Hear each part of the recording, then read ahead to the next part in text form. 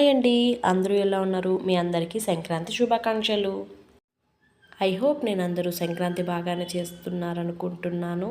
ఈ సంక్రాంతికి ఎప్పుడు చేసే నార్మల్ పాయసంలా కాకుండా ఇలా బెల్లం పాయసం ట్రై చేయండి, అందరికీ చక్కగా నచ్చుతుంది. మరి ఎలా చేయాలో చూసేద్దామా?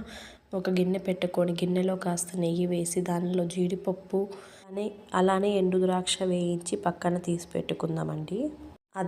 అదే గిన్నెలో ఒక కప్పు సేమియా వేసి చక్కగా దోరగా పక్కన తీసి పెట్టుకుందాం. మరియు అదే గిన్నెలో ఒక హాఫ్ కప్పు వరకు సగ్గుబియ్యం వేసి బాగా వేయించండి.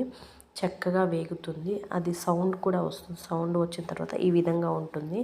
అప్పుడు ఒక 3 కప్పుల పచ్చి పాలు వేసుకొని దానిలో ఒక 3 కప్పులు లేదా ఇంకొంచెం ఎక్కువ పలచగా కావాలంటే ఇంకాస్త నీళ్ళు ఎక్కువ యాడ్ చేసుకోండి. ఇలాచీ వేసుకోండి.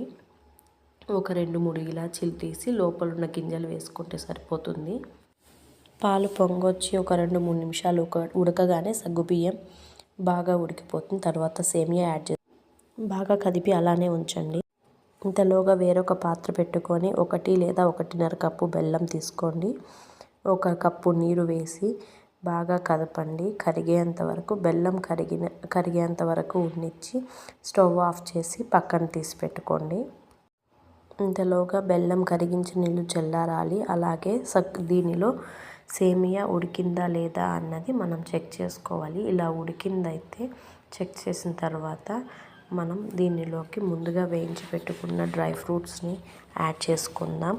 తర్వాత దీనిని పక్కన తీసి స్టవ్ ఆఫ్ చేసి చల్లారనివ్వండి. చల్లారిన తర్వాత మిశ్రమం కాస్త గట్టిపడుతుంది.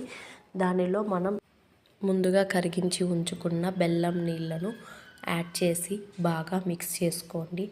అంతేనండి, ఎంతో ఈజీగా బెల్లం పాయసం రెడీ అయిపోయింది.